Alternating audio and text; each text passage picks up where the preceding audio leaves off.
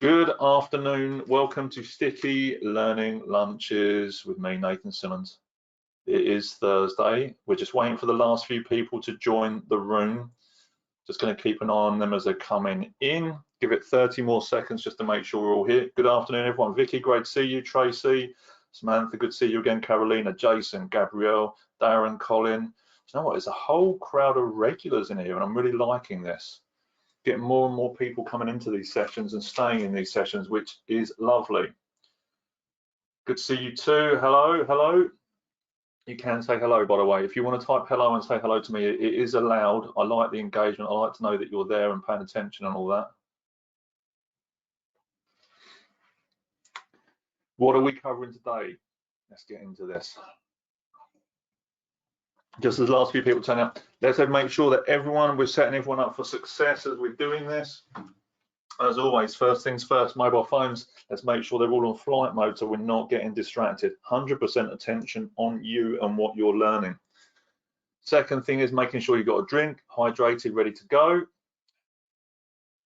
And also making sure that you've got a fresh page in the pad ready to go as well. Good afternoon, Tracy. Clean sheet. At the top of the page, you're going to write keepers, and these are the things you want to keep hold of. These are the things you want to remember that when you go back and read those notes, it's going to remind you and reinvigorate that thinking and come up with new ideas to keep the learning going and keep it sticky. Okay.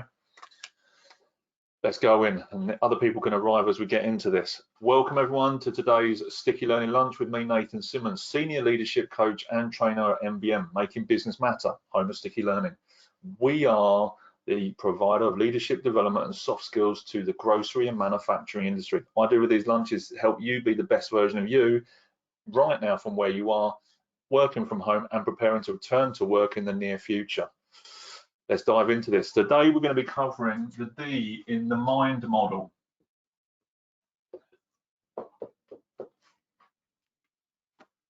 Before we even get into that, how is everyone feeling? We've hit Thursday.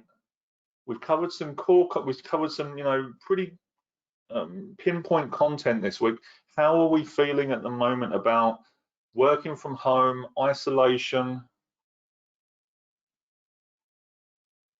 I wish it was another 4-day week. Vicky, that can be arranged if you want. How is everyone feeling? I must say, great today. Has a bit of cabin fever Monday and Tuesday, absolutely. But now it's great, nice. Poor start, but recovering well, so good just about now. Nice, Colin, good. Took an hour out to tidy the garage and needed some variety. Sometimes we need to do this. And quite frankly, Tracy, I cannot show you the state of my office right now. It has been a very creative week talking to a lot of people, and my variety is going to be later on today actually just clearing down my office and getting it back to some sort of normal. Good. Mental health is all about conversations. It's all about having the different conversations and just checking in with each other and checking in with ourselves and seeing how we feel and what we need. Quick flash through then. Monday, the M is all about mindset, yours and theirs. The I is all about importance. Where are you putting it? Where is the focus? And the importance of making sure that the mindset is the #1 element we're looking at, because we can't move through the rest of the mind model until that mindset is in the right place. The N is all about network. It's all about you, the team, and the support that those individuals can get. So whether it's for your own mental health, who do you get support from? Whether it's for someone in your team or someone in your charge, how you help them understand where they can get that support from, what role models they've got, who can they learn from, who can they speak to. And at the same time, as I said yesterday, if that person isn't right and they're not getting the benefits from that situation, from that relationship, how do they then speak to another counsellor or another support mechanism to still keep that forward momentum? This is about network. The D is all about direction. It's all about the action. When we've got an understanding of kind of the mindset and we've got that person centered back to where they are, They've de-escalated the emotions, the breathing. They've shifted the importance away from the thing that's causing the anxiety or the flashback or whatever. They can see they've got community and connection. Then we can put the directions in place. It's important to understand that what we have in this is the necessity to act. Mental health in the majority is still very stigmatized, it's still stereotyped. Yes, it's a million times better than it ever was, but at the same time, it is still, there are still challenges and frustrations in there. Leaders don't want to have the conversation because they worry they may say something wrong, or they may put a foot wrong, or they'll cause a problem. But as I've said before, you can say anything to anybody as long as it's done with absolute love and respect. As long as you're being a human, you will treat people humanely. So the idea is that when we understand there's mental health conversation that happens, we need to act. Why? Because action creates traction. The moment that you put one foot in front of the other, or one foot in front first of all and take the step, it then encourages some more momentum. It then encourages the next part, and so on and so forth. So the idea with the direction is understanding all these parts here is two key questions that we can start to ask.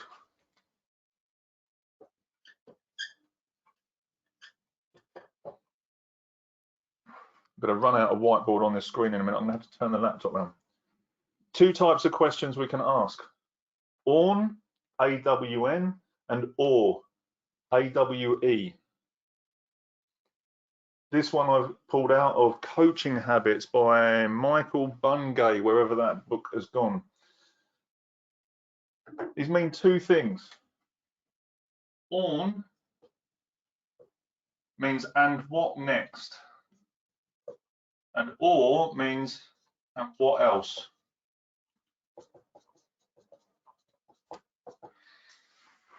Two incredibly simple, incredibly powerful questions that are going to help you get to the heart of a situation. Because when we're dealing with mental health, and in fact physical health, in major situations, there isn't one thing that you do. But Susan, thank you for reminding me. I thought I was going to remember that today. We're on big screen. Good, thank you. Regardless of whether it's physical or mental health or wherever you are, there isn't one size that fits all. If you have a cold or the flu, what do? Give me some examples of things that you do to help get over a cold. Let's see them in the questions box. If you've got a cold, what do? Sleep, take medicine. What else? Lemsip, hot bath, soup, RST, gym it out, drugs, legal. I hope there was a caveat on that. Rest, gargle, TTP. So we have here, 10 different things that we can do. Do you do just one of them when you've got a cold? Do you just go, oh, I'll have a hot bath, that will make it better? No, I know what the answer is. That you do all of them. You do the Lemsip, you do the tissues, you blow your nose, you go to bed, you do this, you do as many as you can get your hands on because you know it's the right thing to do to help you get over it. But it's the same with our mental health as well as our physical health. There isn't one thing that we do that is going to fix it. We have to have a layer, and we have to have multiple actions that are going to keep us moving forward. Often though, when we're working with people in high states of stress, and it's very difficult for them to see the multiple elements, and we'll talk about that in a minute. And it's us as leaders and HR professionals and support people to ask some different questions to help people see this in a different way, to understand where there are different options. Because as the mental health escalates, our ability to think logically and soundly and come up with new alternatives starts to shrink and starts to depreciate. So therefore, we'll be lucky if we can come up with one answer. And it's for us as the leaders to nurture and support and help that person Shift the perspective, shift the focus, and come up with some new alternatives. The simple questions that we ask, and what next? Or, and what else? Super easy.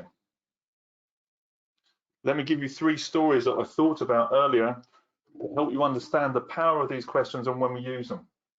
1 comes back to mindset. Last week we had Geoff Burch here in talking and sharing around sales, and the thing that he shared with me a few weeks ago was this quote, and I'm going to cherish this for a very long time. And if you haven't heard this before, now is the time to write it down. A change inflicted is a change resisted. And it's the same with mental health and personal and work and whatever. So remember that. If you haven't written it down, do so now. A change inflicted is a change resisted. So we're on the allotment. I'm a keen gardener. I like to grow vegetables, and it gives us a chance to get out. Luxurious place to be right now. And my daughter's there, and it's hot and it's sunny. So what's happening in 2 allotments over is there's some friends. So we keep the physical distancing, and they live right next to the allotment. And suddenly they turn up with ice lollies, and Poppy hasn't got her ice lollies. It hasn't got access to an ice lolly, and she starts to freak out. She's going, I want a lollipop. You know, she's young. You know, it's all of a sudden that's the most important thing there is to her. The brain starts to shut down because the stress reaction is starting to kick in, so the logical thinking is starting to diminish. All she can see is the lack of ice lolly. So Anna, my wife, and Poppy's mother, we say, well, you can have an ice lolly when you get home, because we've got one in the freezer here. That's not good enough. She wants one now. The brain's starting to shut down even more. Rather than changing or trying to help de-escalate the importance, or come up with different solutions, or help to come, all we kept saying was, you can have one, but when you get home. But Poppy wanted it now. So what we did is we started to inflict that change, or that process, that outcome of, yes, you can, but it's going to be at home. You can't have it now. It was rational and logical, but we were inflicting that root on her. The emotions escalated because we hadn't checked in with the mindset. And as we were inflicting that change, the level of resistance went up and the mindset started to get foggy. Who here right now has got children, and who here now has had some serious meltdowns with their children for absolutely no logical reason? Who's experienced this in the last 8 weeks? I've got a yep already.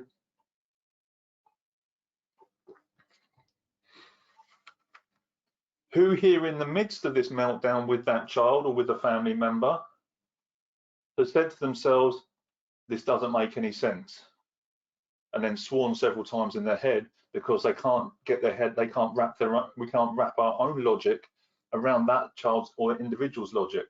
I've got some laughter coming up here, because what they're seeing doesn't make sense to you, because maybe they're 5, 6, 7, 10 years old, or even a teenager, and then we get frustrated.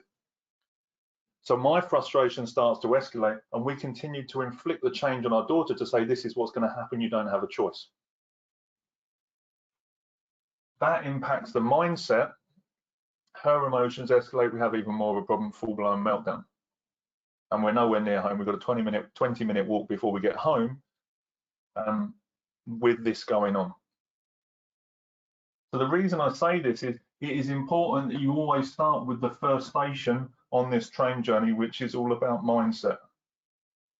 You can't go down the track to the next stations on that journey unless this is set. It's almost like taking the train down the journey, but the engine hasn't been connected to the passenger carriages. And by going into this place and trying to inflict a direction, an action, your own action onto that person, is going to cause more frustration. I hope this is useful, and I hope you're seeing some of the relativeness, how this relates into the conversations. But it's the same with any change practice in any business. If you try and force it without questioning or making sure that people are with you on that journey, they're not going to go. They're going to be pulling back rather than pushing with. The second story that I wanted to tell about this is understanding the power of what next. So where are we now? Crikey. So 6 years ago, 5 years ago, I've shared a little element of this story previously. 5 years ago, at the end of March, I was hospitalized quite seriously. I'd woken up with severe abdominal pains. Thought everything was okay. It would pass within the next kind of 24 hours. It would be okay, and it wasn't. And things got pretty serious pretty quickly. And this is the power of the coaching questions when we start to understand and what next and what else. So when we practice these things, we can understand that quote that I've shared before. You know, we don't rise to the expectation, we fall back to the level of training. So when we look at the and what next question, I've woken up with severe abdominal pains. 7 days later, I'm having emergency surgery because I've got a hole in my intestine. I lose 15 kilos in about 10 days. Yeah, and I won't go into too many of the details, but it wasn't fun. I was a mess. You know, I was on multiple painkillers, couldn't think clearly. I was having mild, you know, potentially PTSD type symptoms coming up because I thought my life was ended, even though I come out of surgery in the best possible shape that I could have done in that situation. As a result, though, regardless of what was going on, the question in my head, and it's the same principle with having the cold, and what next? What else do I need to know? Who else do I need to speak to? And what next? Okay, I'm doing this. Is this better? Yes, this is making me feel better. Okay, and what next? There was, for me, there was no exception. There was only and what next? Okay, I take the action and what next? And what this does is it creates hardiness. It's not resilience. Resilience is very different. It creates that perennial hardiness that regardless what the weather, regardless what the storm, regardless what you're facing, that you always take another step. It takes practice, and sometimes it's hard. Yeah, you know, the strongest roots aren't grown in the richest soils. The strongest roots are grown in the strongest winds. So if we want to be stronger, if we want to be hardier, we have to learn to ask ourselves those questions, and what next? And just keep taking that extra step. As I say, action creates traction. But there's a caveat. I hope this is useful so far. And I'm going to come with a couple of deep stories here with a little bit of detail. Hope this is useful. There is a caveat, and the reason I share that story is because this is my view of the world. My version, my map of the world is not everyone else's. How I see the world is different to everybody else. And that's absolutely right and normal. So it's about understanding when you're having this conversation, as I've said before, and I'm going to ask this question of you now, when you're talking to someone who is experiencing a moment, is being challenged, you know, or their stress pot is overflowing, who is the most important person in the conversation? Remind me. They are. Good.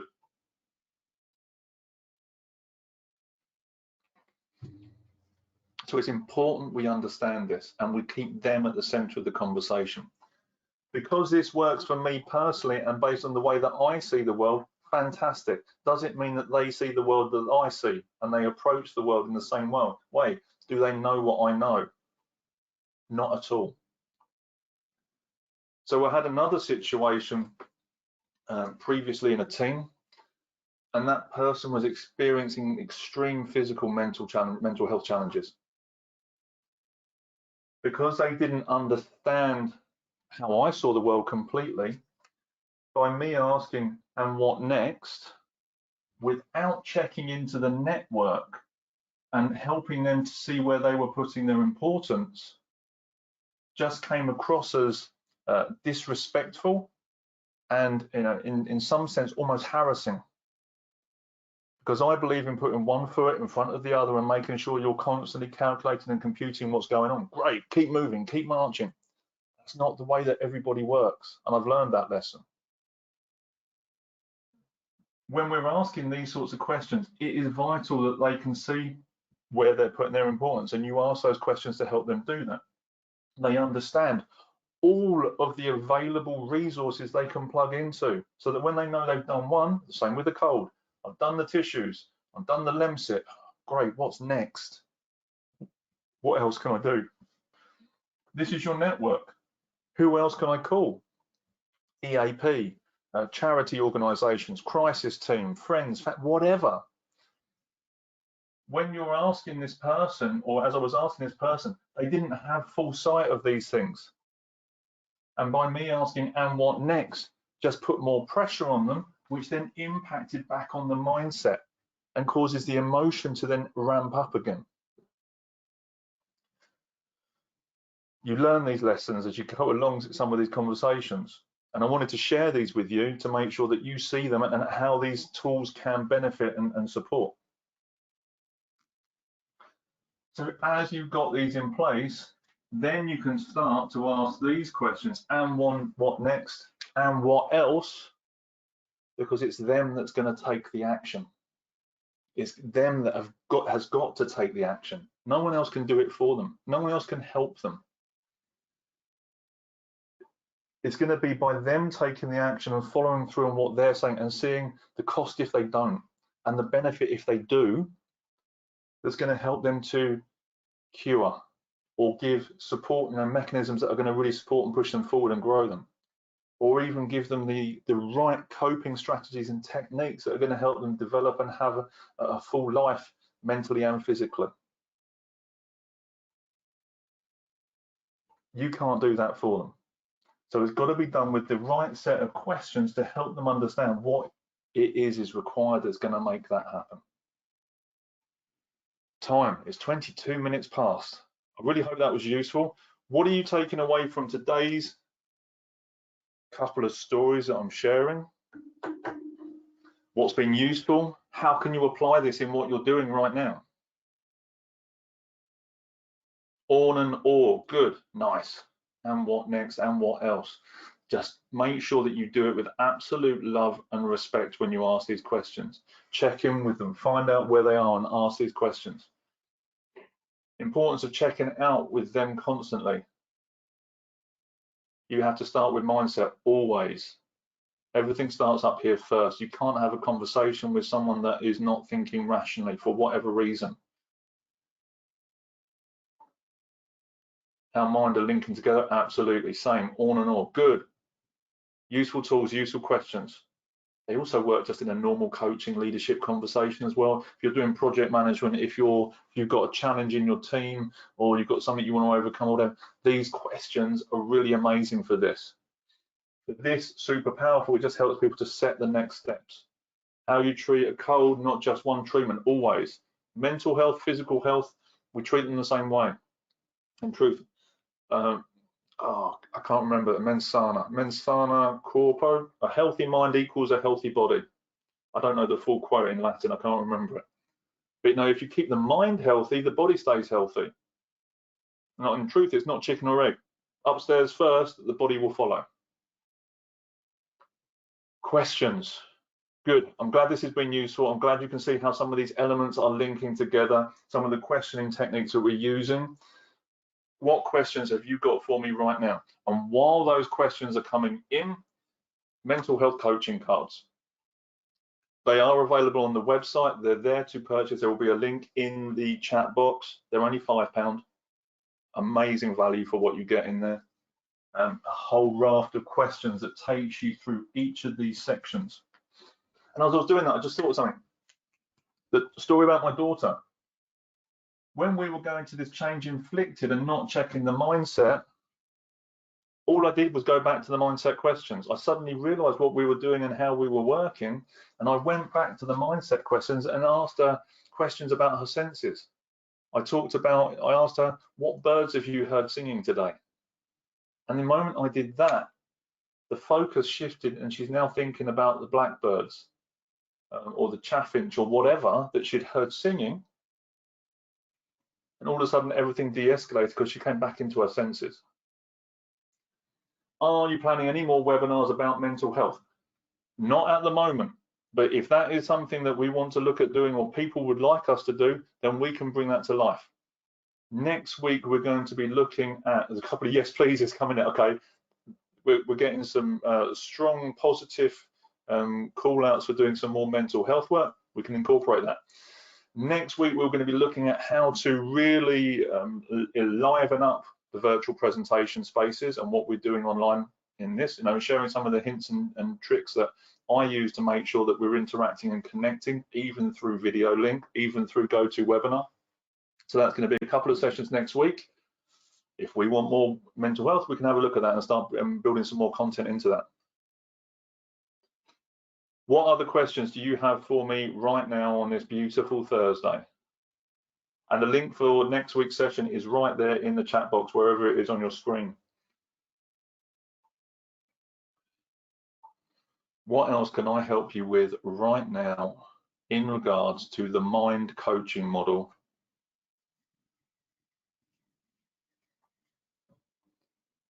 Definitely an easy crowd today.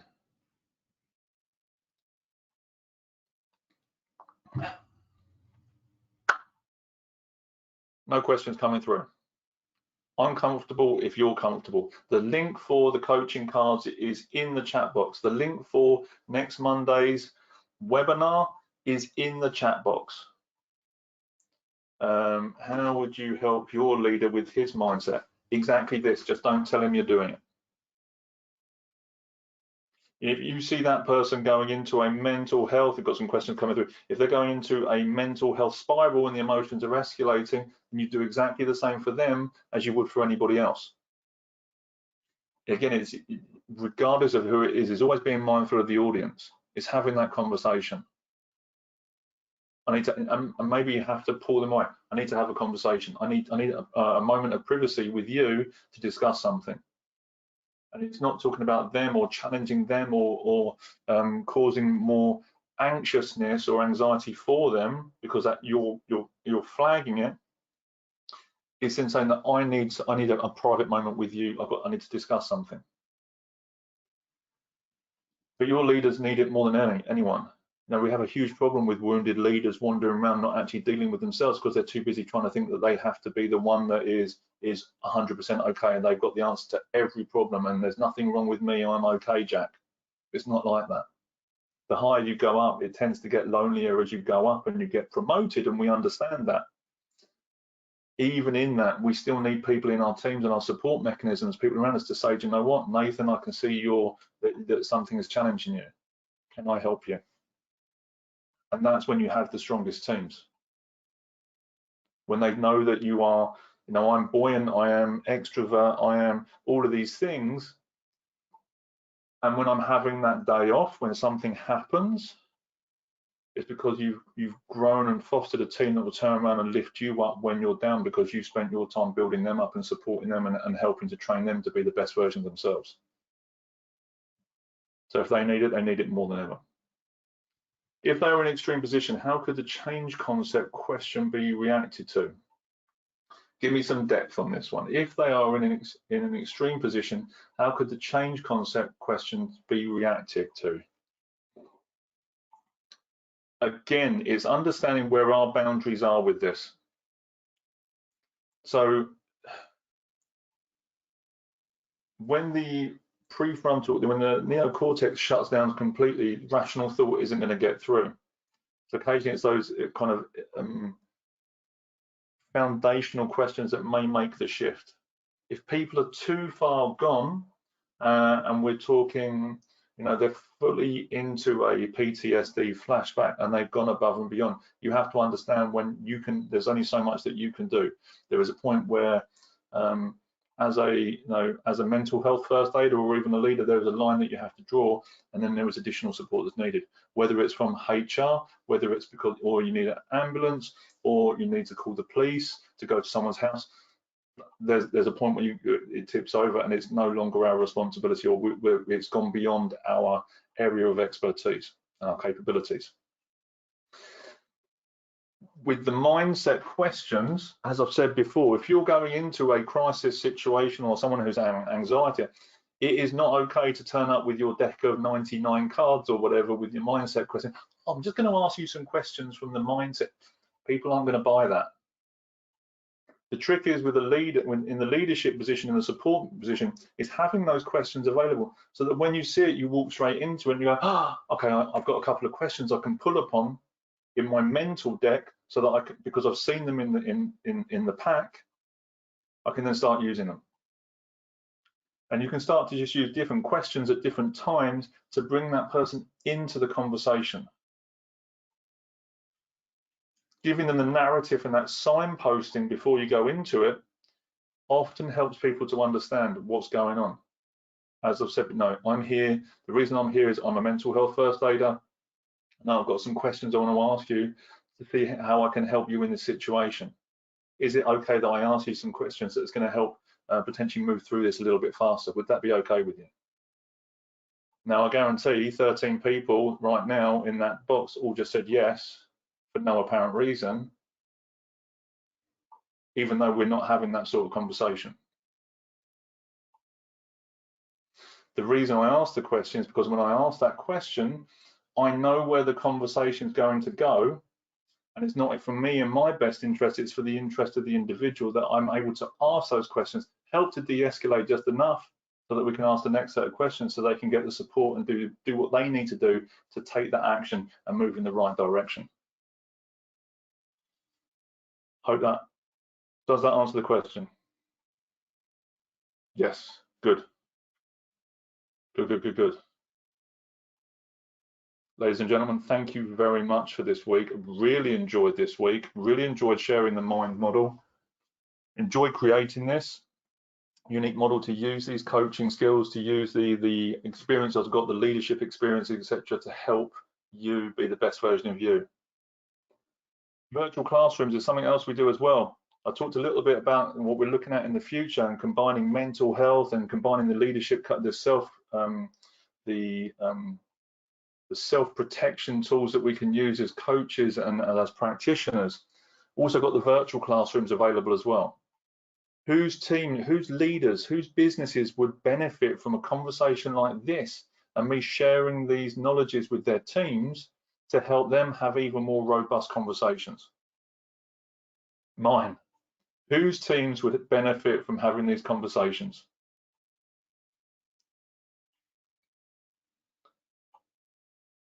Virtual classrooms are available. We'll get the link either in the chat box or in the follow-up email.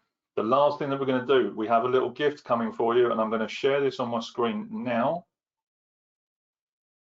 A nice, easy handout for you to fold up, put in your wallets, give to the people in your teams that's going to support their conversations. Would this as a handout for them be useful for you?